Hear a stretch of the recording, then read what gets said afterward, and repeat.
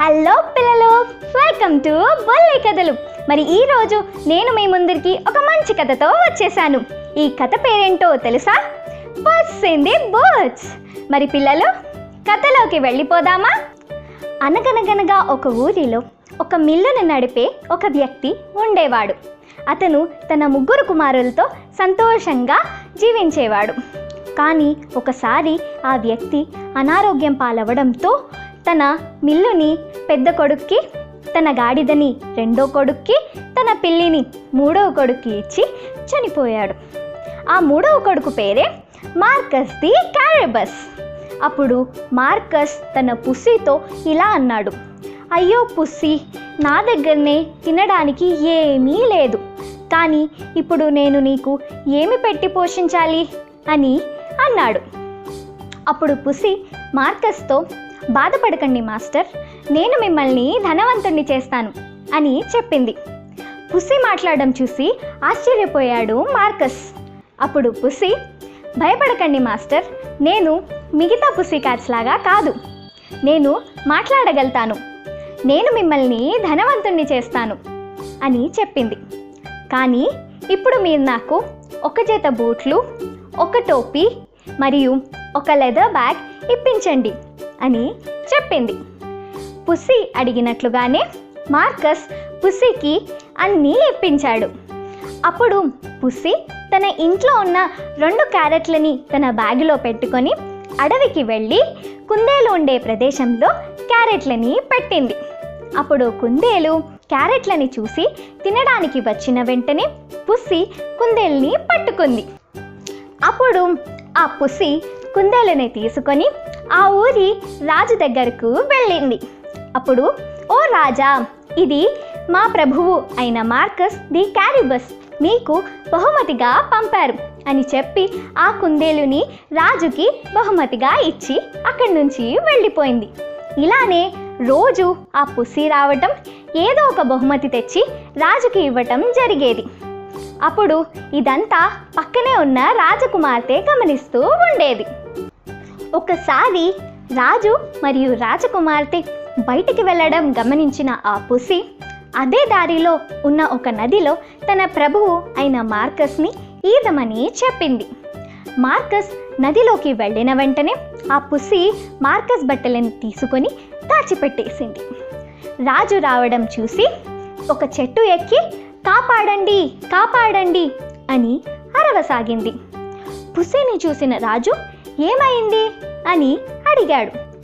అప్పుడు పుస్సీ రాజుగారితో, ఓ రాజా, ఎవరో దుండగులు మమ్మల్ని దోచుకుని మా ప్రభువుని నదిలోకి తోసేసి తన బట్టల్ని దొంగలించుకొని పోయారు అని చెప్పింది. అప్పుడు రాజు తన సేవకులతో మార్కస్ని కాపాడమని చెప్పి తన వస్త్రములని మార్కస్కి ఇవ్వమని చెప్పాడు. రాజుగారి వస్త్రంలో ఉన్న మార్కస్ని చూసిన వెంటనే రాజకుమార్తె మార్కస్తో ప్రేమలో పడిపోయింది. అప్పుడు రాజు మార్కస్ని తన రథంలోకి ఆహ్వానించి తన ఇంటి వద్ద దిగబెడతాను అని చెప్పాడు.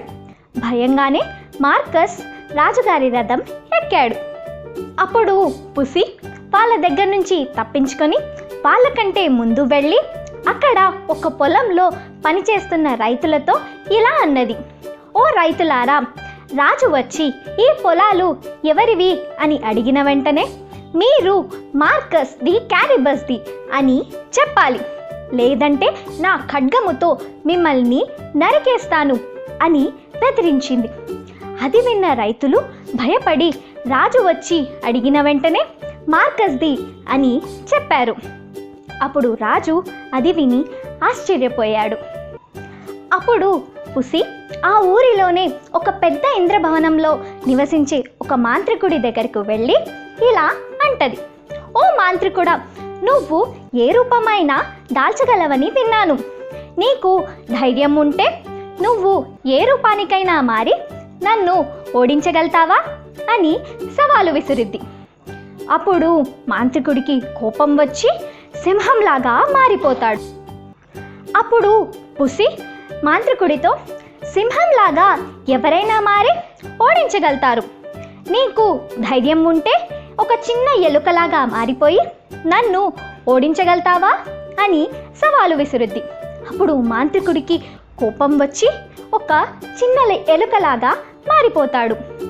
ఎలుకలాగా మారిపోయిన వెంటనే ఆ పుసి ఎలుకని పట్టి చంపి తినేస్తుంది. రాజు వాళ్ళు అక్కడికి రావడం చూసి వాళ్ళని స్వాగతించి ఇదే మా ప్రభువు అయిన మార్కస్ది భవనం అని చూపిస్తుంది. అప్పుడు మార్కస్ ఆశ్చర్యపోతాడు.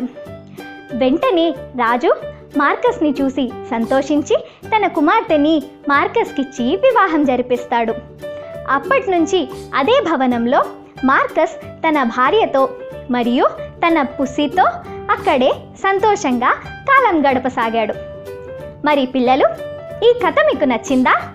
ఈ కథ నచ్చినట్టయితే లైక్ చేసి, షేర్ చేసి, సబ్స్క్రైబ్ చేసుకోండి. పక్కనే ఉన్న గంట బటన్ నొక్కడం మాత్రం మర్చిపోకండి. మరి ఒక మంచి కథతో మిమ్మల్ని మళ్ళీ కలుస్తాను. బాయ్.